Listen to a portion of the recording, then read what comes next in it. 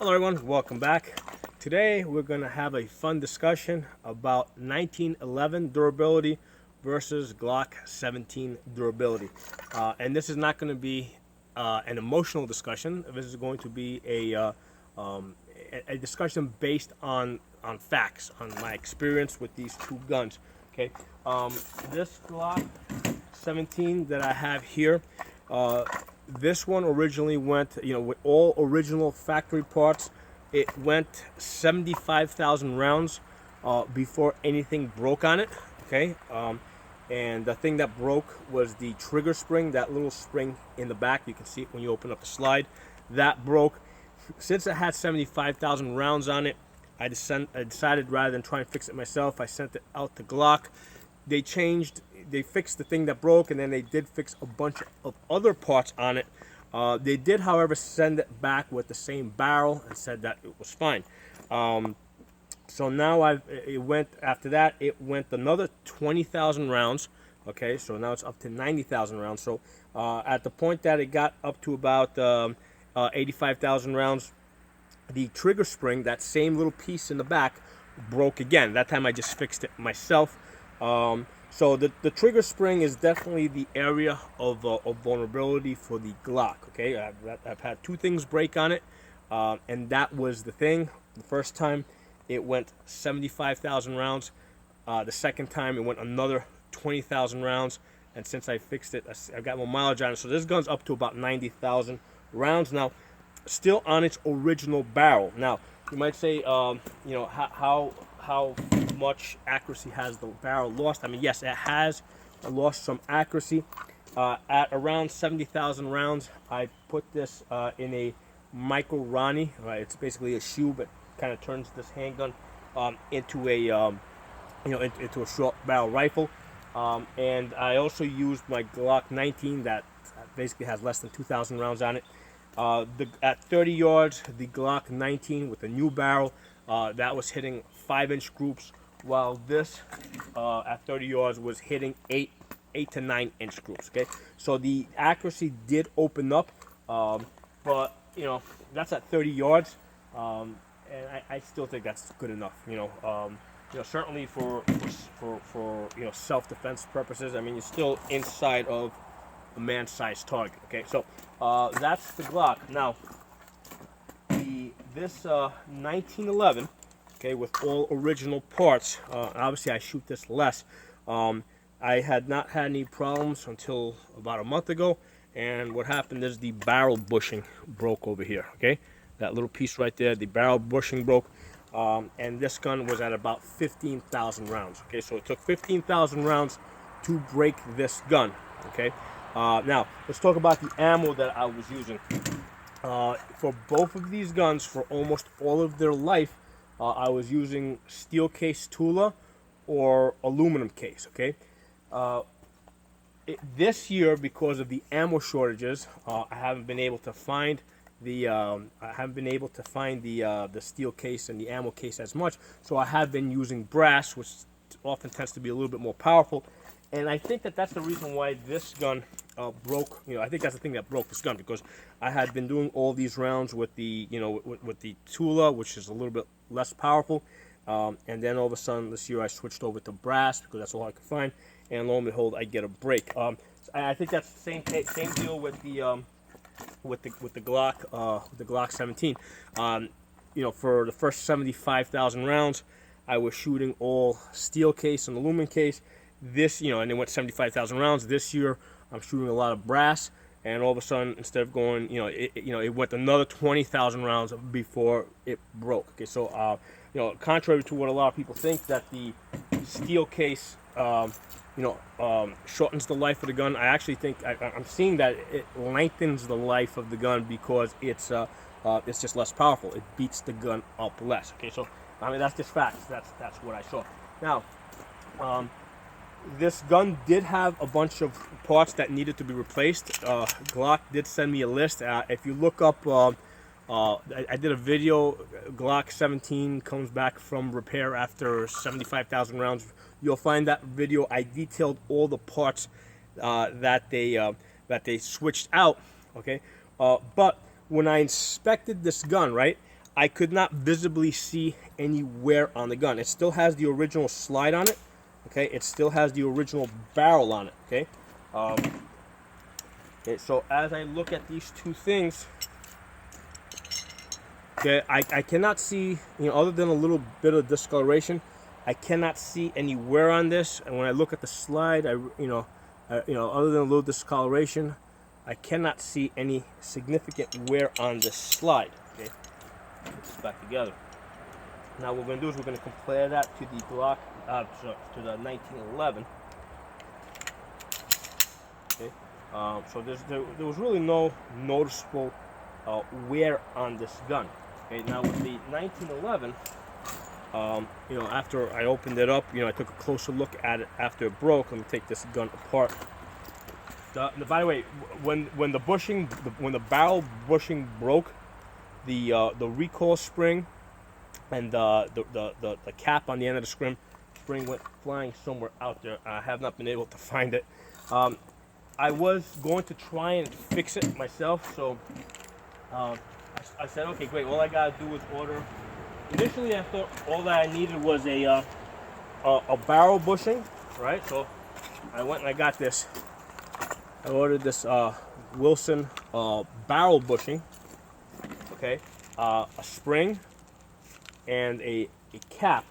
All right, and I said, great, I'm just gonna throw these parts in, the gun's gonna work, because I'm thinking like the Glock, you just throw in parts and it just works. And what I found out very quickly is that the 1911 needs to be fitted. Okay, I had heard the phrase before, but I did not know exactly what it meant. And basically, what it means is that when you buy these parts, you have to, have a Dremel or sanding paper or something to make the parts fit. So this, what I decided, I'm like, you know what, I really can't wait and figure out if I can make this fit or not fit. So I ordered the bushing, but I said, in case it doesn't fit, let me just order another barrel, because I found out that you can get a pre-fitted bushing that will go on the barrel. Okay, it costs $200. I said, you know what, right now, I've been pretty busy, traveling around, training new shooters. I really don't care that much if I spend the extra $200, and plus whatever I spent on the other parts. Let me just buy it, throw it into the gun, and I can keep working, okay? So I did just that. I threw all these parts into this 1911. And at the same time, I said, you know what, just in case this doesn't work and I can't get this gun to work, I went to, I think it was Classic Firearms, and I ordered another 1911. Now this is the Rock Island one, the cheapest one that they had. I said, you know what, I just in case that's not working, I need any 1911 that will shoot 45s. Okay, so I ordered this. That I think it took something like 4 weeks for this to get to me. It got to me this prior week, and I'm like, okay, whatever I get working first. If that arrives first, great, I'll use that. If I manage to get the parts that I needed for this first, great, I'll fix that. So I get all the parts. I throw them into this 1911. First problem I had is that I learned that the cap, there's two types of caps. I needed the cap that has a hole in it for the recoil spring to come through. So I ordered the wrong one. I got the one that was closed. So that delayed this process by another week. So I ordered the other one that had the hole on the end. Let's see if I have that somewhere. There you go. I ordered the other cap. Yeah, I ordered this from Brownells. The other end cap that has a hole in the end, so that recoil rod, will come through. Put the gun together, and I couldn't get the parts to fit. So about the same time, I got an email that this gun was arriving at my FFL. So I went and I picked up this gun. I shot this gun, right, this Rock Island. I think I bought it for less than $500. I think with the tax and shipping, it came out to like a little bit over $500. I bought this. First I shot brass through it, then I shot aluminum through it, then I shot steel case. It all worked great. So I'm going, great, this gun works. In the meantime, I tried taking all those parts, putting it into this gun, and I found out what they mean by the parts need to be fitted. Okay, when I threw all these parts, despite the fact that the bushing and the barrel are pre-fitted, you know, the parts just didn't work good with the gun. Like when I was racking the slide, I could see that things were sticking. And then I made a decision that, hey, you know what? This is a Taurus PT 1911. It's got a lifetime warranty from Taurus. This gun is going back to Taurus and let them fix this rather than me sit here and fiddle with the parts. And then all of these parts, okay, are all going back in the box, and they're going back to Brownells because I really don't want to mess with Dremels and trying to make this gun work. Okay, you know, especially if the gun's got a lifetime warranty. So that's where I'm at with this. Okay, I really like this gun. One of the things I have learned in all this, okay, this Rock Island here, from what I read, is as close to is very close to the original 1911, and I didn't know that there was such a significant difference from the modern 1911s, because this one feels really comfortable in hand. The biggest difference is this beaver tail that comes up. It's got beautiful sights that are very visible. I just always assumed that this was what the original 1911 looked like, and what I have found out now is that's not the case at all. This original one has this beaver tail that instead of going up actually comes down. It digs a little bit into my hand. It's not, you know, it's not horrible, but it's not the most comfortable thing where that is. I guess that's why they changed it so it curves up in a way. See the difference between the two? So this one curves down, this one curves up. This is a lot more comfortable.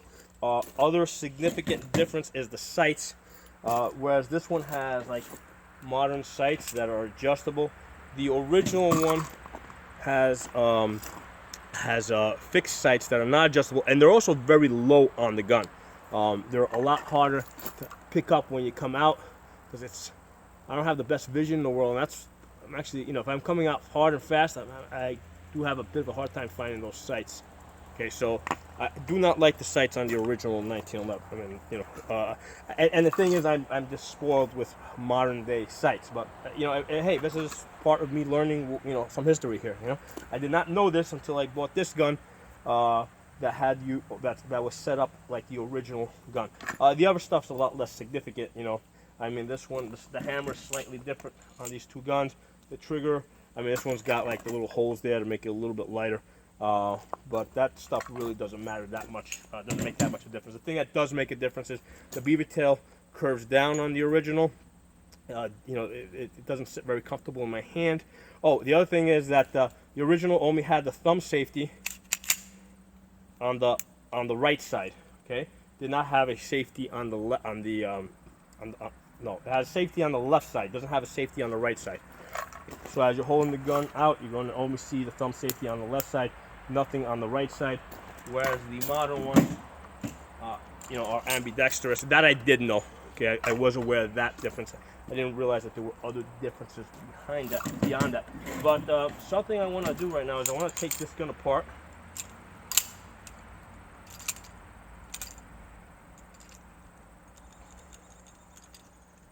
See if I can get the support. There we go.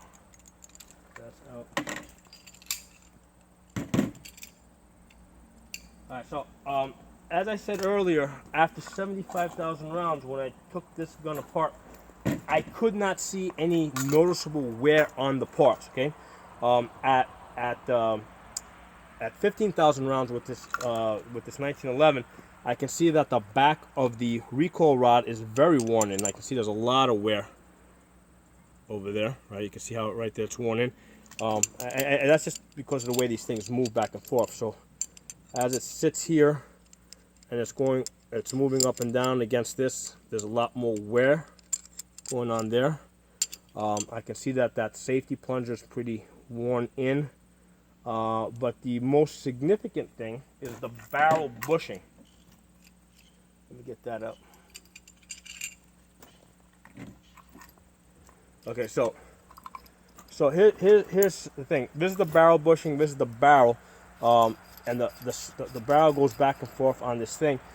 This is one of the this is the reason why the 1911 is a more accurate gun compared to a Glock. Okay, the barrel, you know, this bushing is really tight on that barrel. Okay, that's one of the reasons why, you know, the parts are fitted. They're fitted so that they can have that tight tolerance, and that's what allows the 1911 to be a little bit more accurate. But it's also the reason why, you know, it takes more work to get it. You know, you can't just drop in parts. So because you have parts that are tighter, there's a lot more wearing back and forth.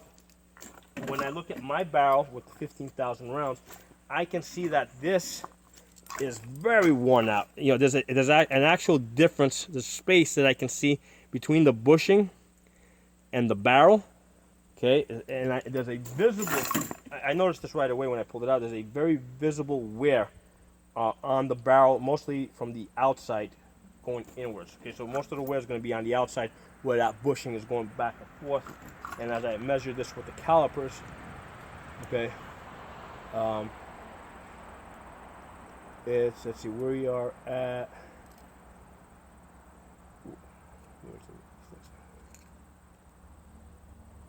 there it goes.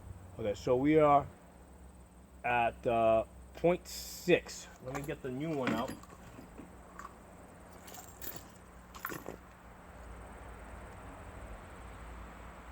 Okay, so this is like at point like 6.4. Okay, so there's been a significant wear between these two, and because of that wear, you know, this probably would have been a lot, you know, as this got worn in, this became a lot less accurate, because now you got a lot more play between the bushing and the barrel.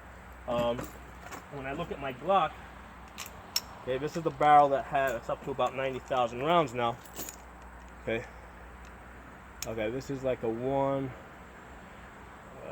This is like a, make sure I get, there we go. This is like a 1.9. And let me compare it to this barrel over here, which is new.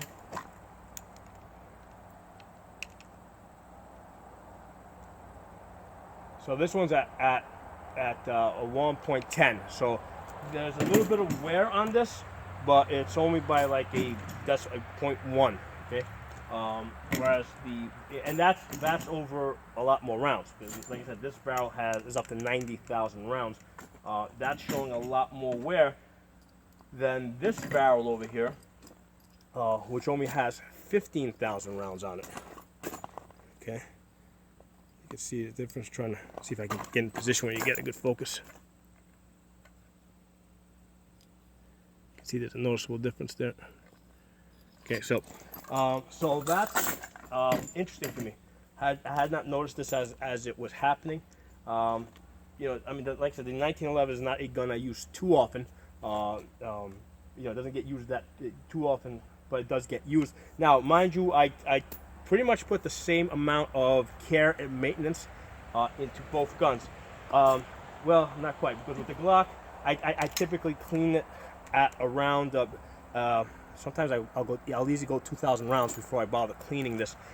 And my test is if I'm running the slide and it's smooth, gun's good. So there was times that I easily went past closer to 3,000 rounds on this before I bothered cleaning this gun. You know, as long as it's smooth, I'm good. With the 1911, that's in pieces now, so I'll just use this. I would run this, and usually, you know, around 800-900 rounds, I would notice that it would start sticking a little bit, and I would clean it. But yeah, I mean, I guess sometimes I went past 1,000 rounds. So you know, I didn't give a whole lot of maintenance to either gun. So to that extent, I'm keeping them kind of even. But the 1911 definitely got cleaned more often than the Glock. Okay, so you know, just some interesting facts. I'm not trying to say that I love Glocks and I hate 1911s or vice versa. It's just, this is my experience with these guns. I broke both guns. Okay, both guns I have broken. It just originally took 75,000 rounds before I broke the Glock. It took 15,000 rounds. And maybe, let's say I lost track. Okay, maybe it went up to 20,000 rounds, but it definitely wasn't more than 20,000 rounds. It went 20,000 rounds before I broke the 1911. The brakes on the Glock were minimal. It was just a spring. Okay, that you can buy a spring for a couple of dollars. So with that little trigger spring in the back. Whereas the thing that broke on the 1911 was the bushing, which I'm finding out is a really big deal, because the bushing and the barrel need to be fitted together.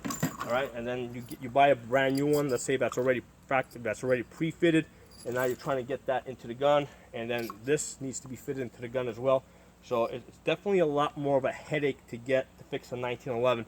Once you get a major part that breaks, obviously something other than just changing a recoil spring or something. So that's my experience. And like I said, I own 1911s. Before I only had one, now I have two. And my conclusion is that warranties really make a big difference to me, because I'm glad I'm glad that the Taurus has the lifetime warranty, because all these parts that I bought are going they're going back to the company that I bought them from, and I'm just gonna let Taurus fix it. That ended up being the quicker, faster solution than me trying to